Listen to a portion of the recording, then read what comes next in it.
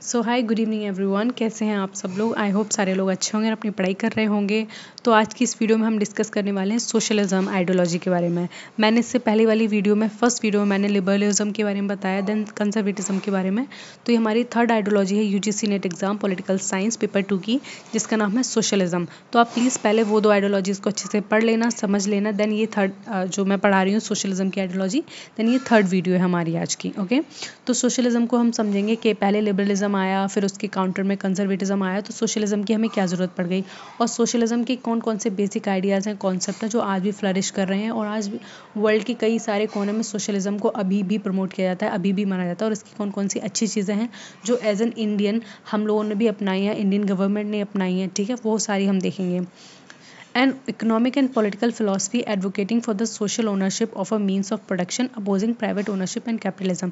देखो, सोशलिज्म का जो कॉन्सेप्ट है ऐसा नहीं है कि बहुत ज़्यादा नया है, इसका प्रैक्टिकल एप्लीकेशन ना बहुत सालों पहले ही हो चुका था।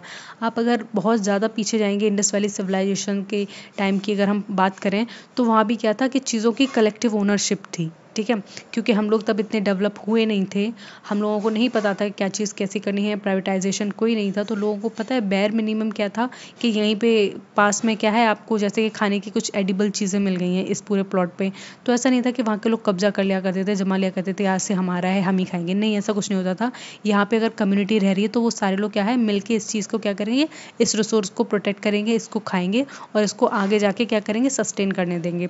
तो इस तरीके से ये जो प्रैक्टिस है ये भी सोशलिज्म के अंडर आती है। क्यों? क्योंकि ये पूरे कम्युनिटी है, ठीक है, और ये क्या कर रही है, कॉमनली ओन कर रही है इस फील्ड को, ठीक है। यहाँ पे ऐसा नहीं है कि एक लोग खा रहा है बाकी सारे लोग मजे लूट रहे हैं, ऐसा कुछ नहीं है।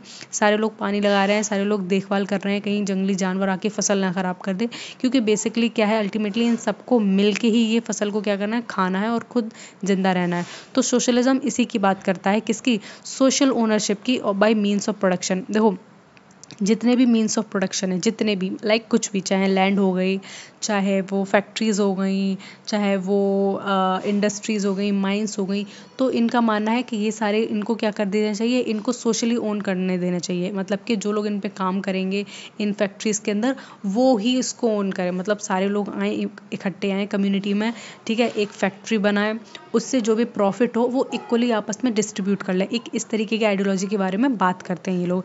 And opposing private ownership and capitalism. और ये अपोज किसको करते हैं, मना किसको करते हैं, प्राइवेट ओनरशिप के बारे में। इनका मानना है कोई भी प्राइवेट ओनरशिप नहीं होनी चाहिए, ठीक है। और कैपिटलिज्म ही प्राइमरीली एसोसिएट होता है किससे, प्राइवेट ओनरशिप से। मतलब ऐसा नहीं होना चाहिए कि ये मेरा फील्ड हो गया, ये तुम्हारा हो गया, तुम मेरे टेरिटरी में मत आना, मैं तुम्हारे टेरिटरी में नहीं आऊँगा, तुम मेरे फूड प्रोड्यूस नहीं खाओगे, मैं तुम्हारे एनिमल प्रोड्यूस नहीं खाऊंगा, अपना अपना खाओ, अपना अपना देखो। इस तरीके का कोई कॉन्सेप्ट नहीं होना चाहिए, ठीक है। तो कॉन्सेप्ट कैसा होना चाहिए कि एक पूरी कम्युनिटी है, पूरा समाज है, वो मिलके क्या करे, एक किसी पर्टिकुलर चीज़ का प्रोडक्शन करे, ठीक है, और उससे जो भी इनकम जनरेट हो, उससे जो भी प्रॉफिट या इनकम हम जिसको बोल सकते हैं वो जनरेट हो, तो वो सारी क्या हो, इन लोगों में इक्वली डिस्ट्रीब्यूट हो जाए, ठीक है। ऐसा कुछ ना हो कि जो मालिक है वो आएगा और जितना ही प्रॉफिट अपनी जेब में भरेगा और उसका कुछ 10 या फिर 15% बाकी वर्कर्स में बांट देगा। तो देखो, सोशलिज्म को पढ़ने से पहले ना मैं इसके पीछे की थोड़ी सी हिस्ट्री आपको बताना चाहूँगी, किस तरीके से सोशलिज्म डेवलप हुआ था। 18th सेंचुरी में जब इंडस्ट्रियल रेवोल्यूशन आया था पूरे यूरोप में, एक तरीके की बात करें प्राइमरी तो इंग्लैंड में आया था, लेकिन हाँ पूरे यूरोप में क्या था, मशीनें लग गई थी, बड़ी बड़ी मशीन लग गई, स्टीम इंजन्स आ गए थे, और इतने सारे जो आपको न्यूटन वगैरह इन सब के बारे में, पास्कल वगैरह की थ्योरी व्योरी पढ़ते हो आप, ये सारे लोग इस टाइम पे उन्होंने बहुत बड़ी बड़ी डिस्कवरी कर ली थी, किस तरीके से बल्ब जलेगा और किस तरीके से मोशन होता है, फैक्ट्री का प्रोडक्शन हम कैसे बढ़ा सकते हैं, स्टीम से हम किस तरीके से और ज़्यादा प्रोड्यूस कर सकते हैं, जो मशीन दिन का एक प्रोडक्ट बना रही थी वो एक दिन का 20 प्रोडक्ट कैसे बना सकती है, ये सारी चीज़ें हो गई थी, ठीक है। लेकिन इनकी ओनरशिप किसके पास थी, इनकी ओनरशिप बहुत ही कम लोगों के पास थी, मालिक लोग बहुत कम थे, लेकिन उस पर काम करने वाले फैक्ट्री लेबर्स बहुत ज़्यादा थे, बहुत ज़्यादा। मान लो 10% वहाँ के ओनर्स है तो 90% पॉपुलेशन कैसी थी, उन सारी फैक्ट्रीज पर डिपेंडेंट थी, और जो मालिक होते थे वो जितना ही प्रॉफिट होता था उसमें से थोड़ा थोड़ा पैसा बांटते करते। अभी भी तो यही होता है। देखो क्या होता है, जो अमेजोन कंपनी का मैं एग्जांपल ले रही हूँ, उसका मालिक है, ठीक है, वो क्या करता है, वो काम नहीं करता है। काम किससे कराता है, एम्प्लॉय से और वर्कर से। वो सारा काम करते हैं, सेल्स देखते हैं, मार्केट देखते हैं, हर चीज़ वो देखते हैं, ठीक है। वो अपना कहीं घूम रहा होगा आराम से, बस उसकी ओनरशिप है, ठीक है। वो क्या करता है, वो बस एनुअल रिपोर्ट देखता है, एनुअल प्रॉफिट देखता है, उसके अकाउंट में पैसे आ जाते हैं और वो चल रहता है। बाकी का जितना भी बचता है, ठीक है, इक्वली नहीं बचता है, ठीक है, बाकी जितना होता है वो बाकी सारे लोग खाते हैं। अब मान लो 100 रुपये हैं, किसी को 80 रुपये मिल रहे हो और बाकी के जो लोग बचे हैं, 9 लोग बचे हैं, उन लोगों को अगर बाकी का 20 रुपये मिला है तो कितना बड़ा डिफरेंस है। उसको 80 रुपये मिल रहे हैं और बाकी के जो 9 लोग बचे हैं उन्हें कितना 20 रुपये मिल रहे हैं, तो बहुत बड़ा डिफरेंस आया। तो इस चीज़ को क्या करता है, सोशलिज्म अपोज करता है। उसका मानना है कि ऐसा नहीं होना चाहिए, ये अनजस्टिस है। जो क्या करेगा, जो प्रोड्यूस करेगा वही खाएगा, और जो प्रोड्यूस करेगा मिल के कम्युनिटी में करेगा, और कम्युनिटी में मिल के क्या करेगा, आपस में बांट लेगा। इस तरीके की बात कौन करता है, सोशलिज्म करता है। तो इन सारे आइडियाज़ को आप प्लीज़ ध्यान में रखना, कौन सा किसी भी आइडिया में आपको कंफ्यूज नहीं होना है, ठीक है। लाइक कंजर्वेटिव क्या कहते हैं, लिबरलिज्म वाले क्या कहते हैं, सोशलिज्म वाले क्या कहते हैं, तो इस चीज़ को ध्यान में रखना है। तो देखो इसके की प्रिंसिपल क्या है सोशलिज्म के, वो हम थोड़ा डिटेल में डिस्कस करेंगे। देखो जब भी एग्जाम आता है तो उसमें क्या होता है, की पॉइंट्स दिए जाते हैं कि इनमें से सारे में से कौन सा की पॉइंट मतलब सुइटेबल है, कौन सा लिबरलिज्म की बात कर रहा है, कौन सा नहीं कर रहा है, कौन सा सोशलिज्म की फेवर में बात कर रहा है, कौन सा नहीं कर रहा है। तो आपको ना चीज़ों को ना बहुत ज़्यादा अच्छे से तभी समझना है जब आपके पास थ्योरी की अच्छी अंडरस्टैंडिंग बिल्ड होगी, आपको पता होगा कि सोशलिज्म की थ्योरी आखिर कहती क्या है। तो आप आराम से अपनी इतनी थिंकिंग से कर ले जाओ कि ठीक है ये चीज़ ये बताती है तो इसका आंसर ये होगा और ये नहीं होगा। तो देखो सोशलिज्म किस चीज़ के बारे में बताता है, इक्वालिटी एंड सोशल जस्टिस की बात करता है। इक्वालिटी कब आएगी, जब सारे लोग समाज में इक्वल होंगे, और इक्वल कैसे होते हैं, पैसे से इक्वल होते हैं। देखो अगर आप आज गरीब हो तो आप अपनी तुलना किससे करते हो, अमीर लोगों से करते हो, ठीक है। लेकिन जब अमीर ही नहीं रहेंगे सोसाइटी में, सारे लोग एक बराबर रहेंगे, मिडिल क्लास रहेंगे, सारे लोग एक जैसा खा रहे हैं, जो प्रोड्यूस कर रहे हैं वही पहन रहे हैं, तो क्या इस तरीके से इक्वालिटी आ गई। आपके सामने कोई गुच्ची का और प्राडा का प्रोडक्ट पहन कर नहीं आएगा, जो आप लोकल मार्केट से चप्पल खरीद रहे हो वही सारे लोग पहन रहे हैं, क्योंकि हमने जो बनाई थी उसी फैक्ट्री में वो काम करते थे और सारे मिलकर उन रिसोर्सेज को बांट रहे हैं। और इसी तरीके से क्या है कि सोसाइटी में जस्टिस आएगा। देखो सोसाइटी में इनइक्वालिटी कब होती है, जब पावरफुल होता है वो किसको दबाता है, जो बहुत ज़्यादा पावरलेस होता है, ठीक है। हमेशा ऐसा नहीं देखा होगा आपने गरीब जाके भिड़ रहा है अमीर लोगों से, ऐसा नहीं होता है। जो अमीर लोग हैं या फिर जिनके पास पावर है वही मिसबिहेव करते हैं, ठीक है। वो हमेशा जो पावर हंग्री होते हैं, वो एरोगेंट टाइप के जो लोग होते हैं, वही हमेशा किसको दबाते हैं, जो उनसे नीचे होते हैं। तो जब ऐसा कुछ सिस्टम नहीं रहेगा तो समाज में क्या है, सोशल जस्टिस आएगी। सारे लोग इक्वल हैं, कोई किसी को दबा नहीं रहा होगा, ठीक है। जितना 4 पैसा मैं कमा रही हूँ उतना ही सामने वाला कमा रहा है, तो किस चीज़ का एरोगेंस, किस चीज़ की, हमारे पास इनइक्वालिटी, ठीक है। ये बात करते हैं advocating for the equitable distribution of wealth, और ये कहते हैं कि जो वेल्थ है उसका इक्विटेबल डिस्ट्रीब्यूशन होना चाहिए, and opportunity to reduce disparities, और हर किसी को इतनी अपॉर्चुनिटीज़ मिलनी चाहिए जिससे क्या हो, इनइक्वालिटीज़ हम कम कर सकें, बहुत ज़्यादा कम कर सकें, ठीक है। कैसे कम कर सकें, लाइक एक नौकरी है, ठीक है, यहाँ पे एक नौकरी मैं दे रही हूँ, कोई सी भी नौकरी ले लेते हैं, ठीक है, उसके लिए सारे लोग कॉम्पिटिट कर रहे हैं। तो इस तरीके से क्या होगा, अपॉर्चुनिटी होगी सबके पास, ठीक है। एक पर्टिकुलर मान लो यूपीएससी का एग्जाम निकला है, यूपीएससी नहीं, मैं यूजीसी का ही ले लेती हूँ, यूजीसी नेट का एग्जाम निकला हुआ है, ठीक है। अब इसमें सारे लोग क्या है, फॉर्म भरेंगे, सारे इक्वली पैरेलल, उस पर सारे एक ही पैरामीटर पे क्या है एग्जाम देंगे, ठीक है। एक ही इनकी कट ऑफ होगी और एक ही तरीके से ये सिलेक्ट होंगे, ये प्रोसेस भी अलग होगा। इसमें जो इंटेलिजेंट होगा सबसे ज़्यादा, वो भी क्या है, वो भी जाके क्या करेगा, नेट क्वालिफाई करेगा, ठीक है। इसमें थोड़ा एवरेज होगा वो भी नेट क्वालिफाई करेगा, और इसमें बिलो एवरेज होगा वो भी नेट क्वालिफाई करेगा। मतलब सारे लोगों को ना इक्वल रख दिया इन्होंने सोशलिज्म वालों में। तो इनका ये मानना है, और कहते हैं कि इससे ना डिस्पैरिटीज़ कम होंगे, जो हम लोगों में बहुत ज़्यादा अंतर है, अमीर गरीब का, छोटे बड़े का, इंटेलिजेंट का, एडवांस का, वो सारा कम हो जाएगा अगर सोशल जस्टिस या फिर सोशलिज्म इस्टेब्लिश हो जाएगा। दूसरा क्या कहते हैं, कलेक्टिव ओनरशिप की बात करते हैं। कलेक्टिव ओनरशिप का मतलब होता है जब एक सोसाइटी मिलकर किसी चीज़ को ओन करती है। मान लो ये पार्क हो सकते हैं या फार्म्स हो सकते हैं या फिर इरीगेशन सिस्टम होता है, जैसे कि एक गाँव होता है, ठीक है, और वहाँ पुअर इलेक्ट्रिसिटी है या फिर इरीगेशन सिस्टम थोड़ा सा लो है, तो लोग क्या करते हैं, मिल के डिसाइड करते हैं कि हम ना चंदा इकट्ठा करेंगे और मिल के ये मशीन लाएंगे, ठीक है। तो इस तरीके से क्या होता है, एक ओनरशिप हो जाती है, किसी एक का हक नहीं रहता, उसमें पूरे गांव वालों का हक रहता है, ठीक है। या फिर एक कॉमन वो है बाथिंग ग्राउंड है मान लो, चलो ठीक है, एक तालाब मान लिया, कॉमन है, पूरे पूरे गांव वालों का है वो। क्यों? क्योंकि सारे गांव वालों ने वो ज़मीन को खोदा, साफ़ किया, फिर वहाँ पे क्या है, नीचे से अंडरग्राउंड वाटर वहाँ आया, तो इस तरीके से वो किसका है, वो कम्युनिटी का है, वो उसको कलेक्टिवली सारे लोग ओन कर रहे हैं। कल को अगर 4 लोग वहाँ पे इकट्ठे हो जाएंगे कि नहीं नहीं हमारा है, अब से हम इस पर टैक्स लिया करेंगे, जो भी पानी हो रहा है, तो बाकी गाँव वाले मिलकर पीट देंगे उसको खामखा। ठीक है। पब्लिक और कॉमन ओनरशिप ऑफ इंडस्ट्रीज, देखो सबसे ज़्यादा ये बात करते हैं इंडस्ट्रीज़ की, जितने भी इंडस्ट्रीज़ हैं, जितने कारखाने बने हैं, जितने भी रिसोर्स हैं, उनको पब्लिक कर दो, मतलब सारे सारे लोगों के लिए कर दो, कोई भी मत रखो ऐसा, मतलब कि यहाँ पे कंपटीशन तुम बिल्कुल ख़त्म कर दो, कोई कंपटीशन नहीं करनी है, किसी को कुछ नहीं करना है। जो नहीं कुछ बहुत ज़्यादा एबल है, बहुत ज़्यादा होशियार नहीं है, वो भी 4 रोटी खा रहा है, और जो बहुत ज़्यादा एडवांस, बहुत ज़्यादा होशियार है, वो भी तुम्हारे साथ ही 4 रोटी बैठ के खाएगा। तो इस तरीके से चीज़, देखो हर चीज़ के फ्लॉज और होते हैं, ठीक है। सोशलिज्म इंपॉर्टेंट भी है और इसके नेगेटिव फ्लॉज भी हैं, ठीक है। आपको खुद ही दिख रहा होगा कि अगर सारे लोग समाज में इक्वल हो जाएंगे तो फिर आपका मन नहीं करेगा ना, फिर उतनी मेहनत करेगा। जब सब आपको स्पून फीडिंग हो रही है तो आप नहीं कहोगे कि हम मेहनत क्यों करें, सरकार जब हमें दे ही रही है तो, ठीक है। इस तरीके की आ जाती है हमारे अंदर। सब कुछ किसके कंट्रोल में होना चाहिए, प्राइवेट के कंट्रोल में होती है। प्राइवेट मतलब हम लोगों के कंट्रोल में होनी चाहिए सारी चीज़ें, सारे रिसोर्सेज हमारे अंडर कंट्रोल होने चाहिए। यहाँ से ले लो, लाइक इंडस्ट्रीज़ ले लो, ठीक है, यहाँ पे मिल्स ले लो, ठीक है, यहाँ पे मशीनरी ले लो, सारी कुछ हमारी, इलेक्ट्रिसिटी ले लो, गवर्नमेंट ले लो, सब कुछ हमारे कंट्रोल में होना चाहिए। ऐसी बात करते हैं कि हम डिसाइड कर सकते हैं कि हमें क्या क्या चाहिए, क्या नहीं चाहिए। इससे क्या होगा, कॉपरेशन बढ़ेगा और कंपटीशन कम होगा, ठीक है। यहाँ से क्या है, अभी क्या देख रहे हो आप, कंपटीशन देख रहे हो, ठीक है। आप क्यों तैयारी कर रहे हो एग्ज़ाम की, क्योंकि आपको पता है बहुत सारे लोग हैं जो क्या है इस एग्ज़ाम की तैयारी कर रहे हैं और आपसे ज़्यादा बहुत अच्छे हैं वो पढ़ने में, ठीक है। आपको डर है कॉन्स्टेंट कि कहीं वो मुझसे आगे ना निकल जाए और मेरा रह जाए और मैं नीचे आ जाऊँ। तो ये क्या है, एक कंपटीशन बनी है। एक फेयर मार्केट में क्या होता है, कंपटीशन हमेशा बनी रहती है, हमेशा भागदौड़ रहती है कि कहीं ये आगे ना निकल जाए, मैं पीछे ना रह जाऊँ, ठीक है।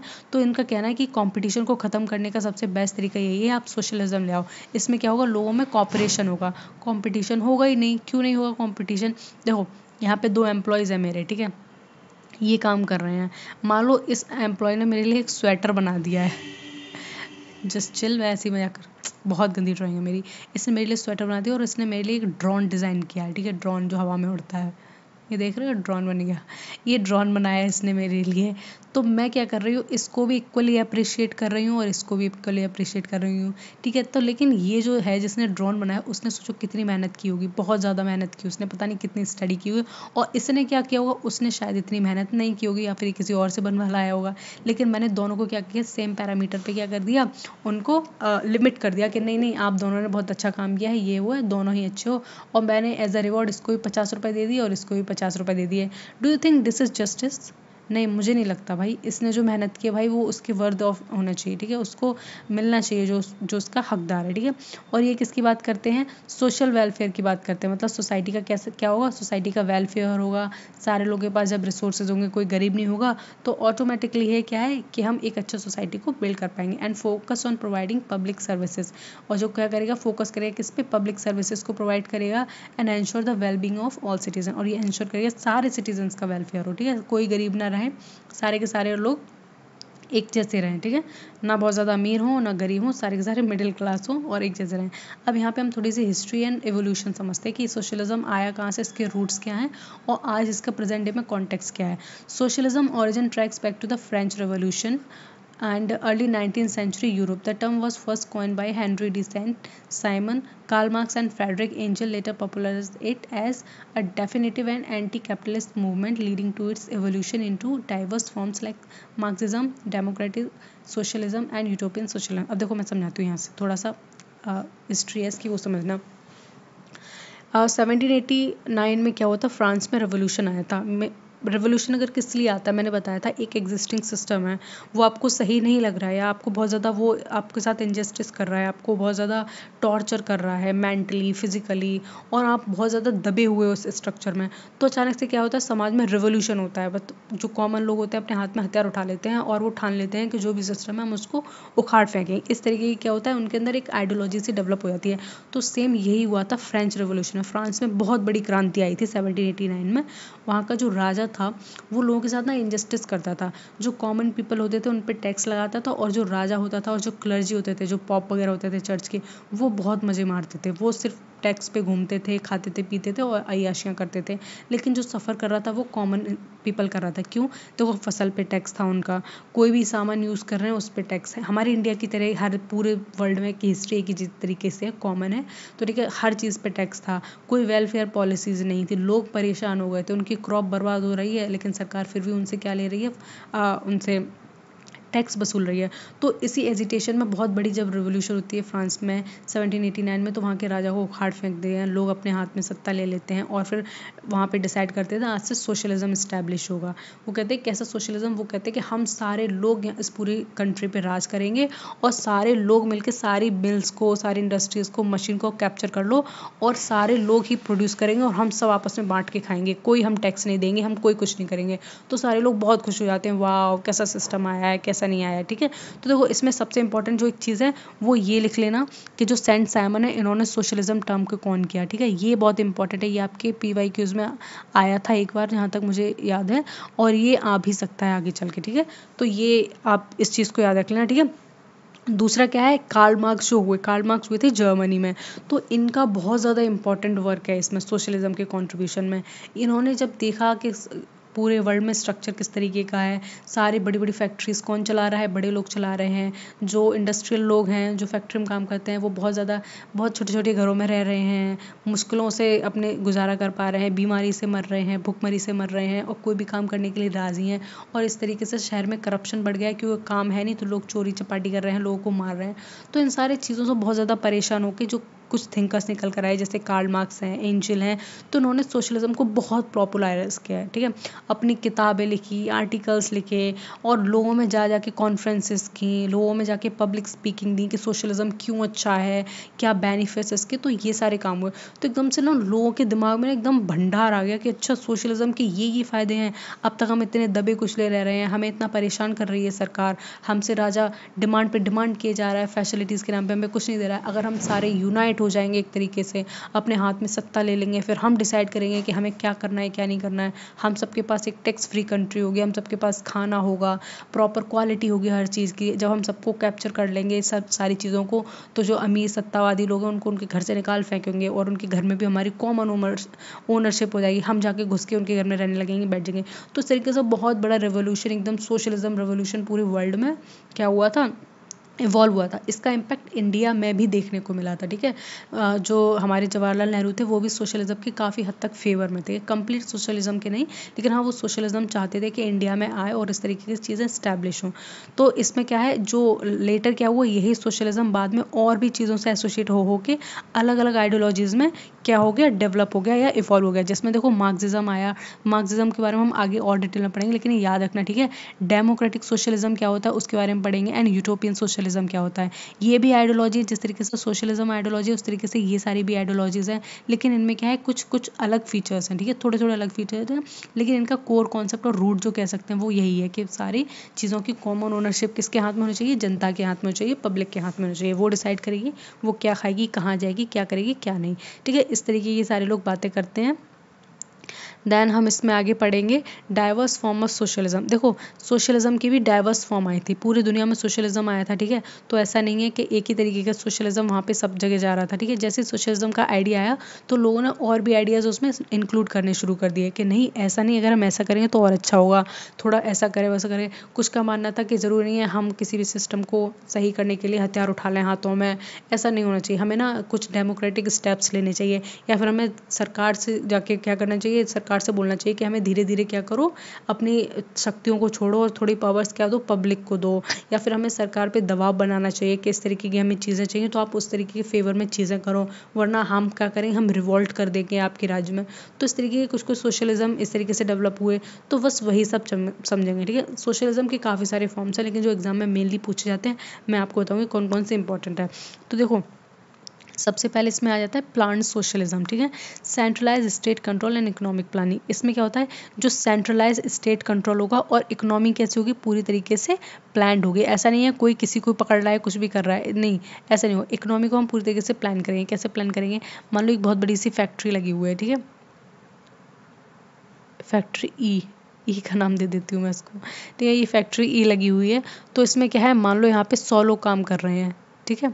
जब इसमें 100 लोग काम कर रहे हैं तो क्या करें, इस तरीके से हम प्लान करेंगे कि 100 लोग बराबर काम करें, ठीक है, हर इंसान 10 यूनिट काम करेगा, ठीक है, हर इंसान करेगा 10 यूनिट काम, और हर इंसान को उस 10 यूनिट के हिसाब से 100 रुपए दिए जाएंगे। इस तरीके से प्लान होना चाहिए सब कुछ। ऐसा नहीं है कि जब आप खुला छोड़ दिया तो आप बस ऐसे ही करोगे, मतलब क्योर्स ला दोगे या फिर आप सारी चीज़ों को ख़राब कर दो, नहीं, ऐसा नहीं होना चाहिए, प्लान होना चाहिए और सेंट्रलाइज स्टेट कंट्रोल हो चाहिए, मतलब सेंटर में एक गवर्नमेंट बैठी होनी चाहिए, ठीक है, वो क्या करेगी, वो इन फैक्ट्रीज को कंट्रोल करेगी। लेकिन ये सरकार भी कैसे होगी, ये सोशलिस्ट की सरकार होगी, ठीक है, ये ऐसा नहीं है कि ये तुमसे वो लेगी, प्रॉफिट लेगी या फिर तुमसे टैक्स लेगी, नहीं, ये सोशलिस्ट सरकार होगी और ये नज़र रखेगी कि जो ये वाली चीज़ है या ये वाली जो मिल है, ये वाली इंडस्ट्री, इन सारी चीज़ों में क्या है, प्रॉपर तरीके से प्लान्ड चीज़ें हो रही हैं कि नहीं हो रही हैं। ऐसा तो नहीं है इन फैक्ट्री के अंदर भी कोई मालिक बन के बैठा है, इन फैक्ट्री के अंदर भी कोई मालिक बन के बैठा है, तो वो सारी चेक कौन करेगा, ये प्लान्ड सेंट्रल गवर्नमेंट करेगी।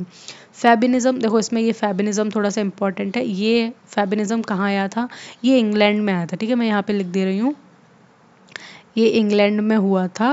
वैसे क्वेश्चन बहुत ज़्यादा पूछते नहीं है, 1884 बता दे रही हूँ, इसके कोर कॉन्सेप्ट समझ लो, वही है इंपॉर्टेंट। तो देखो फेबिनिज्म क्या कहता है, peaceful gradual and incremental reform towards socialism.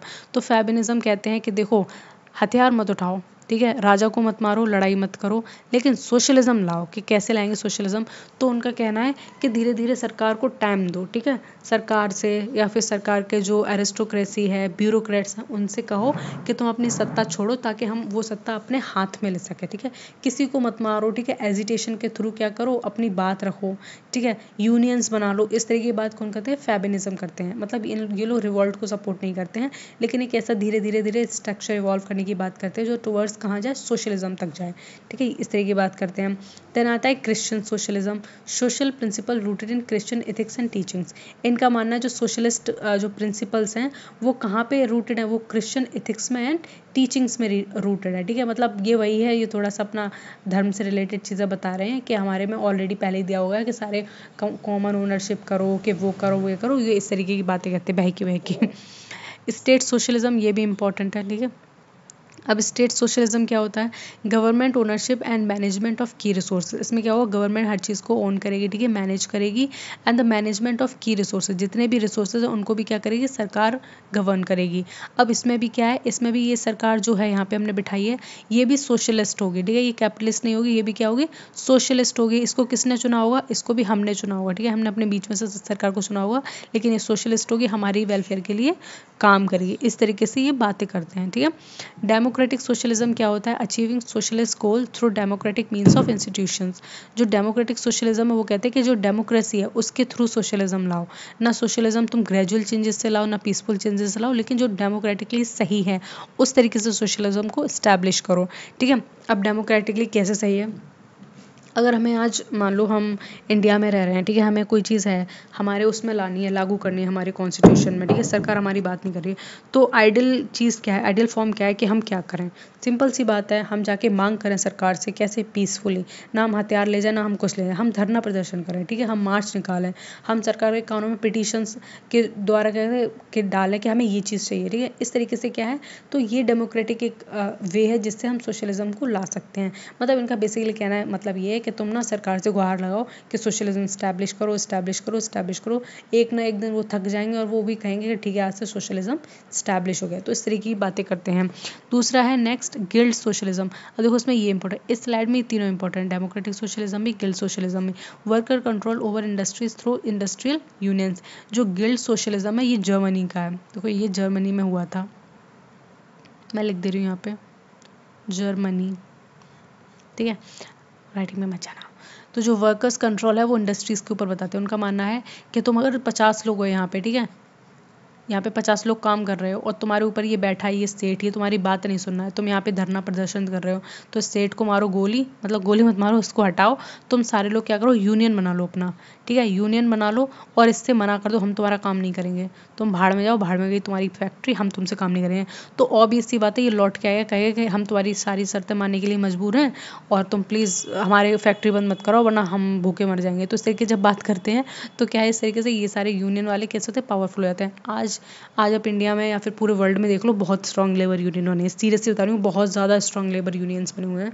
मतलब वो किसी एक सरकार की या फिर किसी एक कंट्री में सरकार को हिलाने की दम रखते हैं, इतने स्ट्रॉन्ग लेबर यूनियन बने हैं। यूनियन उनका लीडर होता है, उनकी पॉलिटिक्स अलग चलती है, उन्हें किसी चीज़ की डिमांड करनी है, भाई स्ट्राइक पे बैठ जाते हैं। अब आपने कभी ये देखा होगा कि कभी कहते हो कि रिक्शे नहीं, ऑटो वालों की स्ट्राइक चल रही है, ट्रक वालों की स्ट्राइक चल रही है, भाई उनका यूनियन होता है इतना, सारे इकट्ठे हो जाते हैं अगर उन्हें किसी चीज़ की क्या चाहिए, डिमांड होती है तो। ठीक है, तो ये सारी चीज़ें हमने सोशलिज्म के सारे फॉर्म्स पढ़ लिए। ठीक है, अब इसमें देखो सोशलिज्म और कैपिटलिज्म को थोड़ा डिफाइन कर दिया है। कैपिटलिज्म क्या कहता है और सोशलिज्म क्या कहता है। कैपिटलिज्म सिंपल सी आइडियोलॉजी वो है जो कि प्रमोट करती है किसको, प्राइवेट ओनरशिप को।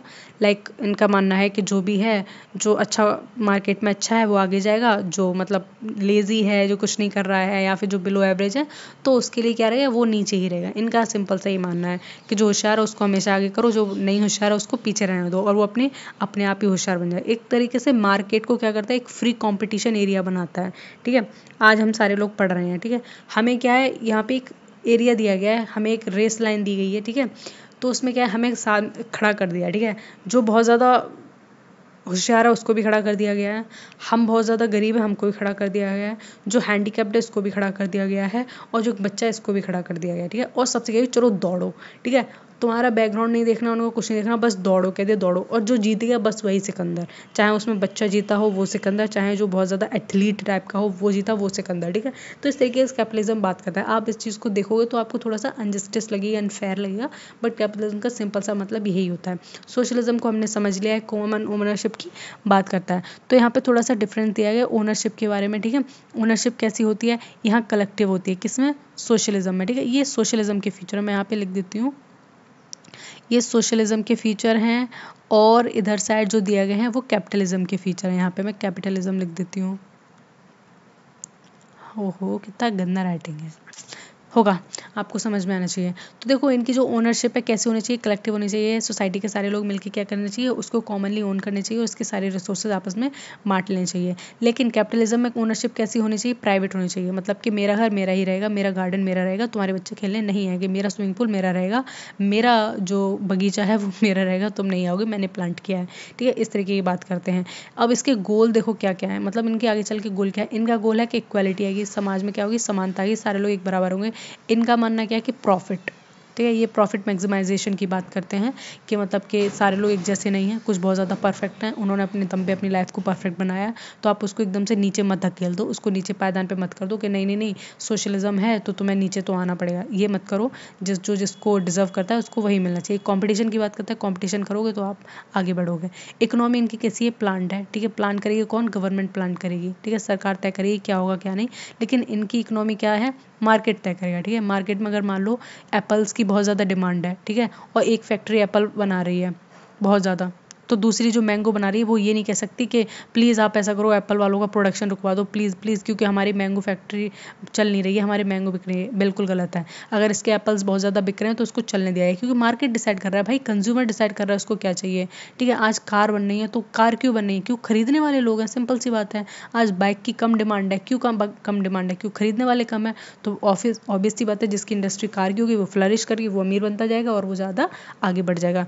कॉम्पिटिशन क्या है इसमें, लिमिटेड है, बहुत कम कॉम्पिटिशन, बहुत ज़्यादा कम। जब सभी कमा रहे हैं तो क्या ही कॉम्पिटिशन हुआ, इसमें बहुत ज़्यादा कॉम्पिटिशन है, एनकरेज्ड कॉम्पिटिशन है। ठीक है, आज आप तैयारी कर रहे हो यूजीसी नेट की, वो क्लियर हो गया, मे बी आपका मन किया चलो यूपीएससी की तैयारी कर लें, तो वो भी क्या है, आपको एनकरेज कर रहा है मार्केट। कैसे एनकरेज कर रहा है, आप ब्यूरोक्रेट्स को देखते हो, उनका रहन सहन देखते हो, उनकी पावर देखते हो, तो वो आप चीज़ को बहुत ज़्यादा एनकरेज करती है आपको अंदर से कि नहीं नहीं हमें भी करना चाहिए, वो करना चाहिए। और आपको पता होगा कि यार ब्यूरोक्रेट्स भी हमारी तरह जी रहे हैं, क्यों, क्योंकि कंट्री में सोशलिज्म है। तो फिर आप कहें नहीं यार यूजीसी नेट करके चलो यही ठीक है, जब ब्यूरोक्रेट बन जाएंगे तब भी यही काम करना है, यूजीसी नेट क्लियर कर लिया तब भी यही काम करना है, तो इतनी एक्स्ट्रा मेहनत क्यों करनी। ठीक है, and the market socialism blend aspect of both system integrating market with the social ownership. अब देखो मार्केट सोशलिज्म क्या होता है, मार्केट सोशलिज्म का मतलब होता है कैपिटलिज्म और सोशलिज्म की दोनों की, मतलब कैपिटलिज्म प्लस सोशलिज्म की दोनों खूबियों को मिला दिया जाता है, तो उसको मार्केट सोशलिज्म कहते हैं। ठीक है, ये इंडिया में है। कैसे है, देखो इंडिया में कंपटीशन भी है, हम कंपटीशन की तैयारी कर रहे हैं। ठीक है, लेकिन इंडिया में कुछ जो इस तरीके से सोशलिज्म बोला है वो इस तरीके से सरकार कुछ गरीब बच्चों को स्कीम प्रोवाइड करती है, किसकी, पढ़ने लिखने की, ठीक है।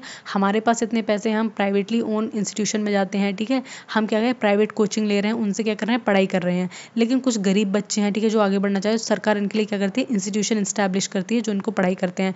तो जब ये हम और ये बराबर हो जाए तो हम जब कॉम्पिटिट करेंगे तो चांसेस हैं कि इसके भी पॉसिबिलिटीज़ हो सकती है कि ये भी आगे बढ़ने की दम रखता हो। तो इस तरीके से इसमें बात की गई है, ठीक है। आई होप सारे लोग को अच्छे से समझ में आ रही होंगी चीज़ें, बोर नहीं हो रहे होंगे, ठीक है। अब इसमें देखो मेजर थिंकर्स कौन कौन से हैं, ठीक है। पहले हमने थोड़े से थिंकर्स को डिस्कस कर लिया था। इसमें जो मेजर थिंकर है वो कार्ल मार्क्स हैं और फ्रेडरिक एंजल हैं, दोनों बेस्ट फ्रेंड्स हैं, ठीक है। हाँ, सीरियसली बेस्ट फ्रेंड है। इन लोगों ने बहुत ज़्यादा वर्क दिया। मार्क्सिज्म में इनकी दोस्ती के बारे में हम अच्छे से पढ़ेंगे, ठीक है। And he is a father of communism. देखो सोशलिज्म की जो हाईएस्ट फॉर्म होती है वो कम्युनिज्म के हाथ मतलब कम्युनिज्म होती है। सोशलिज्म में हम गवर्नमेंट की बात करते हैं, ठीक है। एक गवर्नमेंट होगी, वो क्या करेगी, वो मतलब देखेगी कि सोशलिज्म ठीक से चल रहा है कि नहीं चल रहा है। लेकिन ये उससे भी एक स्टेप आगे बढ़ जाते हैं, ये कम्युनिज्म की बात करते हैं, कहते हैं गवर्नमेंट को हटाओ, यही सब कुछ डिसाइड करेंगे, ठीक है, यही मिलकर डिसाइड करेंगे और कोई डिसाइड नहीं करेगा। And focus on class struggle, ये क्लास स्ट्रगल के बिल्कुल भी विपरीत हैं, बिल्कुल भी इसको क्या नहीं करते, सपोर्ट नहीं करते हैं। रेवोल्यूशन स्टेजेस के बारे में बात करते हैं, मतलब इनका मानना है कि हथियार उठा लो बस और अपने हक की लड़ाई लड़ना शुरू हो जाओ, इस तरीके की बातें करते हैं, ठीक है। Emile Durkheim's and Max Weber, Max Weber बहुत इंपॉर्टेंट है, मैक्स वेबर का नाम इसमें याद रखना, ठीक है, ये पूछा जाता है। And provide foundational sociological perspective on society and economy, इन्होंने बताया कि किस तरीके से सोशलिज्म होना चाहिए स्टैब्लिश और इकोनॉमी किस तरीके से प्लान होनी चाहिए, ठीक है। इनका भी इन्होंने इकोनॉमी के बारे में बताया, सोशलिज्म में इकोनॉमी किस तरीके की होनी चाहिए। फैबियन सोसाइटी, यही इंग्लैंड वाले हैं, ठीक है। Advocate for the gradual peaceful social reform including George Bernard, ठीक है, इनका नाम याद रखेंगे। ये फैबियन सोशलिस्ट से काफ़ी सारे एसोसिएट हैं जो किसकी बात करते हैं कि धीरे धीरे चेंजेस आने चाहिए सोसाइटी में और सरकार को धीरे धीरे पॉलिसीज़ को लिबरलाइज करना चाहिए ताकि और भी लोगों को वहाँ पे मार्केट में कॉम्पिटिट करने का मौका मिले और इस तरीके से क्या होगा, अल्टीमेटली सोशलिज्म इस्टेब्लिश हो जाएगा। मतलब ये रिवोल्यूशन को सपोर्ट नहीं करते हैं, मारामारी को सपोर्ट नहीं करते हैं बहुत ज़्यादा, इनका मानना है शांति बनाए रखो और शांति से क्या करो, अपना काम करो, ठीक है। और इंडियन थिंकर्स में कौन है, जो मतलब भारत के जो लोग हैं जितने भी, वो कौन कौन सोशलिज्म की बात करते हैं, तो इसमें देखो BR अम्बेडकर सोशलिज्म की बात करते हैं। उनका भी मानना है कि क्या होना चाहिए, सोसाइटी में सोशलिज्म होना चाहिए। दूसरा क्या है, महात्मा गांधी क्या करते हैं, महात्मा गांधी तो बहुत ज़्यादा बात करते हैं, उन्होंने देखो पंचायती राज इंस्टीट्यूशंस की बहुत ज़्यादा बात की थी, ठीक है, उन्होंने रूरल इंडस्ट्रीज़ को बहुत ज़्यादा सपोर्ट किया था। तो ये सारे सोशलिज्म के फीचर्स हैं, ठीक है। Emphasize on social justice, social justice को एम्फोसाइज करते थे, equality within an Indian context. इन लोगों ने लेकिन सिर्फ इंडियन के ही बारे में पढ़ाई की थी, जबकि बाकी सारे लोग हैं पूरी दुनिया के बारे में इस रिफॉर्म को समझाना चाहते थे या बताना चाहते थे, ठीक है। इनमें यही मेजर डिफरेंसेस हैं। इंडिया में इतनी प्रॉब्लम थी कि इन लोगों को यही नहीं कि पूरे वर्ल्ड की प्रॉब्लम्स को एसोसिएट करें या फिर रिड्रेस करें, तो वो तरीके से क्या है, वो थिंकर्स इंडिया के बारे में ही सोच पाए। Socialism in practice and theory, देखो सोशलिज्म को प्रैक्टिस है या फिर थ्योरी, ये समझेंगे। Socialism function as both a political movement and an overarching ideology profoundly shaping global governance and its principle and are evident in the establishment of welfare state and mix economy particularly in western Europe. तो देखो ये socialism है, तो इसमें एक question पूछा गया है कि ये प्रैक्टिकली एप्लीकेबल हो सकती है, मतलब जैसा कि आप बता रहे हो इतने अच्छे अच्छे फीचर्स इसमें डाल रखे हैं आपने सोशलिज्म, इज इट पॉसिबल कि हम पूरी दुनिया में सोशलिज्म ला दें, फिर कोई गरीबी नहीं रहेगी, सारे लोग वेलफेयर रहेंगे, सब खुश रहेंगे, पूरा एकदम बढ़िया बढ़िया रहेगा। तो इनका मानना है ऑफकोर्स ऐसा हो सकता है। कि कैसे हो सकता है, देखो एक टाइम आ गया था 17-18 सेंचुरी का, पूरी दुनिया ना सोशलिज्म का और कम्युनिज्म का बोलबाला गा रही थी बहुत ज़्यादा, क्योंकि वर्कर्स बहुत खुश हो गए थे भाई, जिन लोगों ने 100-200 साल तक गुलामी में रहे हों, बहुत ज़्यादा इनजस्टिस में रहे हों, टॉर्चर में रहे हों, अचानक से उन्हें सोशलिज्म जैसे कोई आइडियोलॉजी मिल जाती है, जो सरकार है या फिर जो लीडर्स हैं उनके दावा करते हैं कि आज से जो भी हम कमाएंगे वो घर लेकर जाएंगे, हमें कोई सरकार को नहीं देना, हमारे ऊपर कोई हमारा दादा नहीं होगा, हम सब करेंगे। तो सारे लोग बहुत खुश हो रहे हैं, वो मतलब सारी चीज़ें हैं, ठीक है, इस तरीके की बात की गई है। तो जो सोशलिज्म की आइडियोलॉजी है वो अभी भी क्या गई, ग्लोबल वर्ल्ड को, ग्लोबल गवर्नेंस को शेप कर रही है, ठीक है। सरकार जब भी पॉलिसी बनाती है तो ध्यान में रखती है कि उसके जो नागरिक हैं, उसके जो सिटीजन है, वो उनको बेसिक नीड उनकी पूरी कर रही है या नहीं कर रही। आप कितना भी कैपिटलिज्म चिल्ला लो, आप अपने लोगों को इग्नोर नहीं कर सकते। क्या मतलब बनता है कि आप मतलब इंडिया के एक प्राइम मिनिस्टर हो, ठीक है। आप सिर्फ और सिर्फ क्या करो, अमीरों को सपोर्ट करो, उनकी पॉलिसीज़ को लागू करो, लेकिन आप गरीबों को ना देखो। भाई इंडिया में जो ज़्यादातर पॉपुलेशन है वो मिडिल क्लास है, पुअर है, ठीक है। तो आपको वो कैसे अपना लीडर चुनेगी अगर आप उनकी बातें नहीं करोगे। तो आपको क्या है, सोशलिस्ट पॉलिसी भी अपनानी पड़ेंगी। किसके फॉर्म में? वेलफेयर स्टेट के फॉर्म में। मतलब आपको अगर वेलफेयर स्टेट इस्टेब्लिश करना है then you have to look after the state और look after your citizens and establish some welfare policies. और तो इसका सबसे बेस्ट एग्जांपल मैं बता रही हूँ, मनरेगा की पॉलिसी है, ठीक है। मनरेगा चलता है जिसमें क्या होता है, 100 दिन का आपको क्या दिया जाता है, एम्प्लॉयमेंट दिया जाता है, ठीक है। जो गरीब होते हैं उनको 100 दिन का एम्प्लॉयमेंट निश्चित तौर पे दिया जाता है और इसके पैसे वैसे भी दिए जाते हैं। तो इसका मतलब है कि जब उनके पास काम ना हो तो ऐसा नहीं हो वो भूखे मर रहे हैं, ठीक है। इस तरीके की बात करते हैं। और ये मिक्स्ड इकोनॉमी जिसकी हम बात करें, पूरे वर्ल्ड इसको मिक्स्ड इकोनॉमी अपना रहा है। बहुत सारे वर्ल्ड, बहुत मतलब कि जितनी भी कंट्रीज़ हैं हमारे, आज हम देखते हैं तो मोस्ट ऑफ द कंट्रीज़ में मिक्स्ड इकोनॉमी है, मतलब कि दोनों का ब्लेंड है। सरकार भी काम कर रही है और मार्केट भी काम कर रहा है। मार्केट आपको कंपटीशन प्रोवाइड कर रहा है और सरकार आपको बेसिक नीड प्रोवाइड कर रही है। जब आपकी बेसिक नीड पूरी होंगी तो ऑफकोर्स सी बात है, आप मार्केट में कॉम्पिटिट करने के लिए उतर आओगे, स्टैब्लिश हो जाओगे, ठीक है। इस तरह की बातें करते हैं। रिलेवेंस के बारे में पूछा है और कुछ नहीं है। तो सोशलिज्म आई होप सारे लोगों को समझ में आया होगा। जितना भी सोशलिज्म के बारे में इंपॉर्टेंट था मैंने इस वीडियो में डिस्कस कर दिया है। इसके बाहर ज़्यादा कुछ आएगा नहीं। इसके फीचर्स देख लेना, बार बार वीडियो को दोबारा देख लेना समझ में नहीं आया है तो, और इसके थोड़े से शॉर्ट नोट्स बना लेना, ठीक है। बहुत ज़्यादा डिटेल में पूछेंगे नहीं, आइडियोलॉजीज़ में से क्या क्या फीचर होते हैं यही सब पूछते हैं, ठीक है। तो ठीक है, इसी के साथ मैं अपना वीडियो एंड करती हूँ। आई होप सारे लोगों को वीडियो पसंद आया होगा। आप अपनी प्रिपरेशन करते रहिए। कल मिलेंगे नेक्स्ट आइडियोलॉजीज़ के साथ, और तब तक अपनी पढ़ाई कीजिए और मेरे चैनल को प्लीज़ सब्सक्राइब कर लेना, ओके। ठीक है, बाय बाय।